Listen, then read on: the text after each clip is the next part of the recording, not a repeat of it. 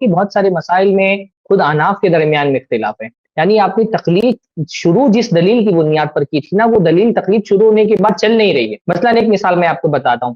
ہمارے یہاں پہ فقہ اکیڈمی ہے، احناف اس میں غلبہ ہے، آل انڈیا فقہ اکیڈمی ہے ایفا کے نام سے. تو اس میں بحث ہوئی نشے کی حالت میں طلاق کے موضوع پر، کہ نشے کی حالت میں طلاق واقع ہوتی کہ نہیں واقع ہوتی ہے. روایتی جو اختلافات ہیں احناف کے ہیں وہ تو آپ نے سنے کہ امام ابو حنیفہ سے خود ان کے شاگردوں نے 2 تہائی مسائل میں اختلاف کیا ہے. میں ایک مثال پیش کر رہا ہوں جدید جو مسائل ان میں سے ایک کی.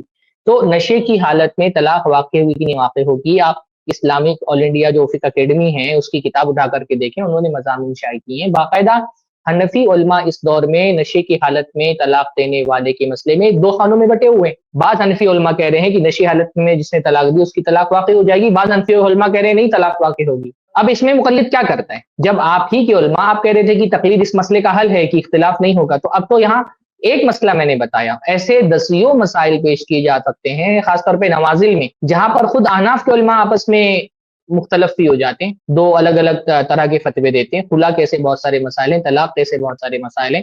بہت سارے مسائل میں آج کے دور کے حنفی علماء حنفی فقہ کو چھوڑ کر کے دوسری فقہ کے مطابق فتویٰ دیتے ہیں.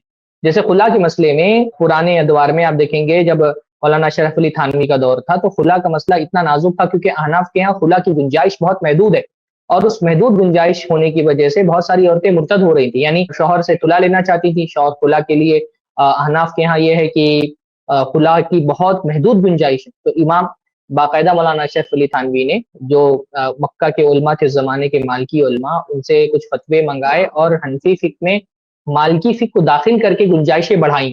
بعد میں قاضی مجاہد الاسلام صاحب نے بھی بہت سارے خلا کے نئے جو قوانین ہیں کہ اور کون سی صورتیں ہو سکتی ہیں جس میں عورت خلا لے سکتی، بڑھایا اس کو.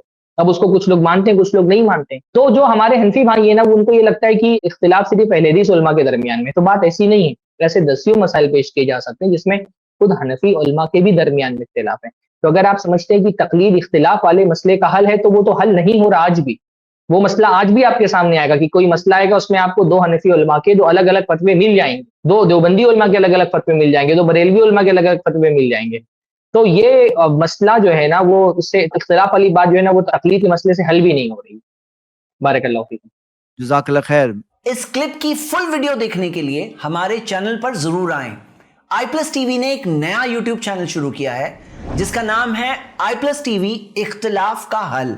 اس چینل پر صرف اختلافی مسائل پر ویڈیوز آئے گی، لیکن دلائل کے ساتھ اور بھائی چارگی کے ساتھ. آپ کو میں دعوت دیتا ہوں کہ آپ بھی ہمارے اس چینل کو سبسکرائب کریں، ہماری ویڈیوز کو شیئر کریں اور نوٹیفیکیشن آئیکن کو آل سلیکٹ کریں تاکہ آپ کو ہماری ویڈیوز کا نوٹیفیکیشن مل سکے.